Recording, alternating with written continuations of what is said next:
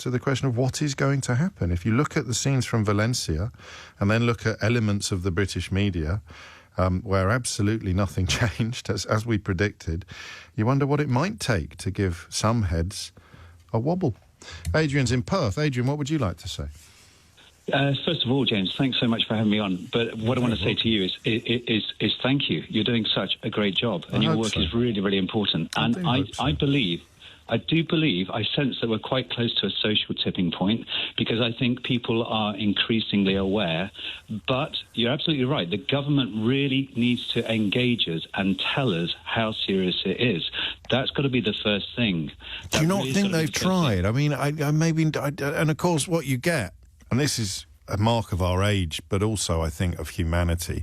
If a politician stands up and tells the truth and we don't like it, the line of politicians prepared to stand up and tell lies that people will find considerably more palatable will stretch from here to Azerbaijan, won't it? But I think the time is right. I really do. And there's something that people can. There's a practical thing that people can do.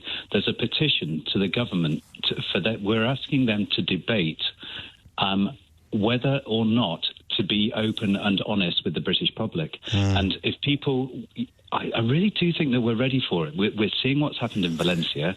You're asking, what does it take? If you look at what happened in Valencia, that was effective at people realizing that they were furious with their leaders because they were not protecting them. Now, will it take that here? I'm not sure. I think we're close to that tipping point, and that is a practical thing that people can do. Find the petition. It's with the UK government. It's up to around about 10,000 now, and if it gets to 100,000, then it will have to be debated. That's the first thing. And then the second thing is, we don't have to feel helpless. If we feel that we're just one person trying to make a difference in our own life, then it does feel a little bit helpless.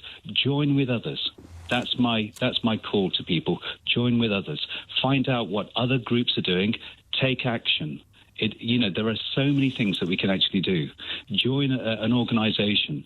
It's not too late. Is there can we think of a precedent? One person change the world.